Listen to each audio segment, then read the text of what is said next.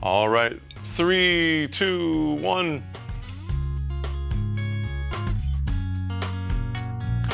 This is Paul Gilbert, and I want to tell you about one of my favorite things in the whole world, which is bending strings on the electric guitar.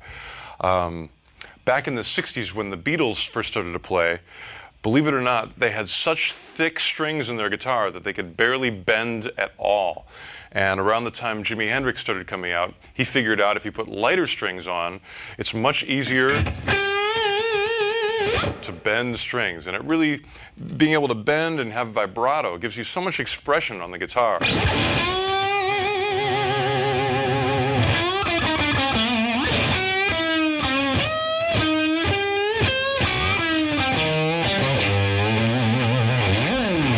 So many guitar players' styles are immediately recognizable because of the way they bend strings. So I want to give you a couple ideas that I think will help you. The first thing I want to show you is a minor scale that we're going to do some bends inside of. And I want to do this scale only on one string. So, usually when you hear a scale, you hear it, on several strings. But this time I want to just only use the G string.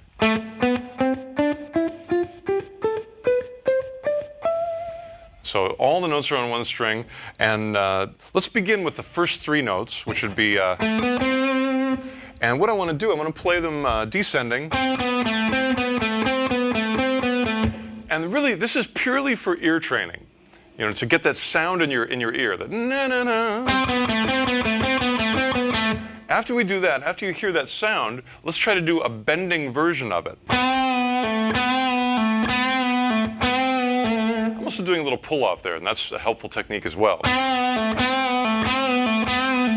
But the thing about this, it's a half-step bend, which physically doesn't take much force. It's physically easy, but the challenge is to get the note really accurate. So that's why I want you to play the fretted note first, just to get that sound in your ear. Maybe alternate between the two so you can really accurately get that bend to the right pitch.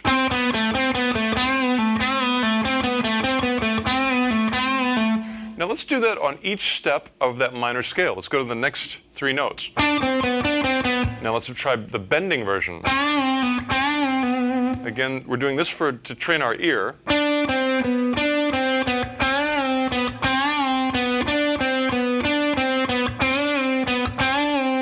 So really listen to the note and make sure it's not bent too little or too much. You want to match that pitch.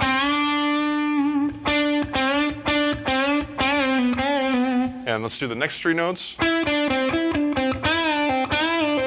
So at this point, I think you can see the pattern. I'll do each one real quickly just as a demonstration.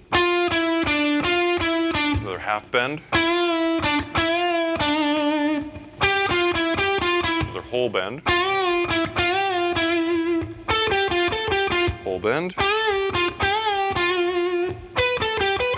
Whole bend. And back to our octave. The half bend. So if you do all the bends together,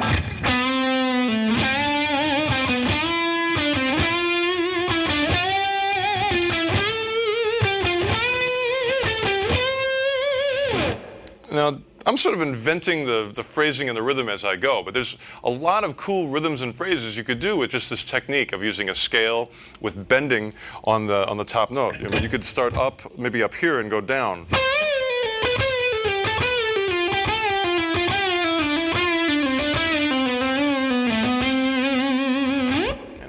It gives it a much more flowing sound than if you just played. Whenever you had bends, it takes that exercise feeling away. Suddenly it sounds natural and organic and cool.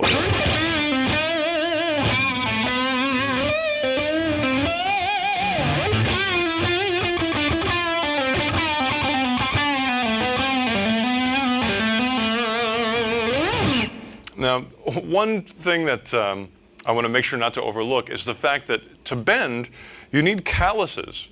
You have to get hard skin on your fingers, so you have to do it a lot.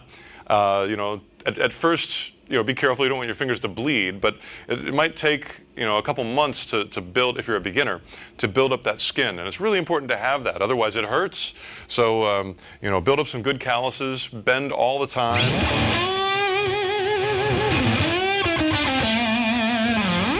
And I'll leave you with one, I guess, advanced bending lick. This is one I learned recently. I stole it from Pat Thrall, who's one of my favorite guitar players from the 70s and 80s. And he does this thing where he bends up. I'm using the B string, 7th fret. This would be in the key of A, by the way.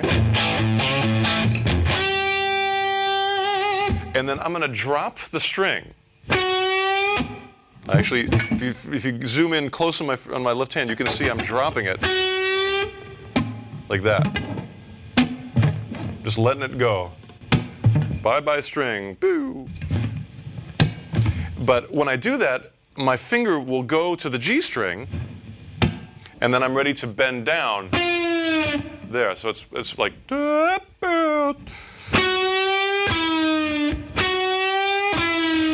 Now, of course, there's the noise of that string dropping. And I guess the best way to get rid of that noise is to play the next note at the exact same time, so it covers up the noise.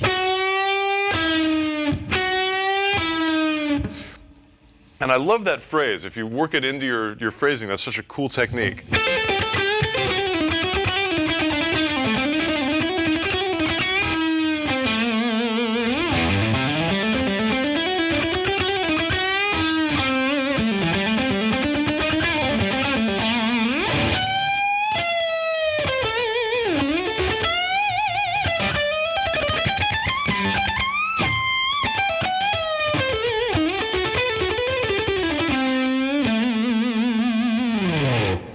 All right.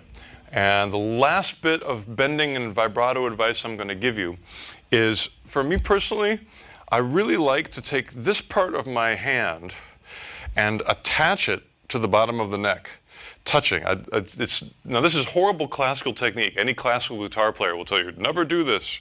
You have to use your fingertips. But to me, classical guitar and electric guitar are really different instruments. For electric guitar, the strings are made out of a different material. The way you bend them and vibrato them is radically different. And to me, the electric guitar technique is really improved by taking this part, connecting it to the wood on the bottom of the neck, and using it as a pivot. So actually your wrist, this part, is moving like this. Your finger is not moving. Your finger is not doing this. Your finger is staying still. And then it's moving because your wrist is moving and your finger is attached. So you can see my finger is not, this is not doing this. It's just staying still, and the wrist is doing all the work. I'll show you one.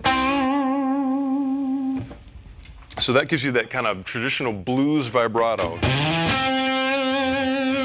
And even bending up, it's still kind of coming from the wrist pushing, and the fingers are staying still.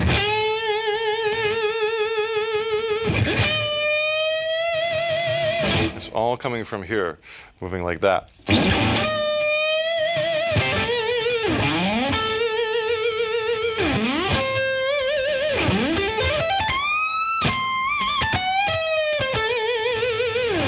All right, so make your guitar sing with vibrato and bending.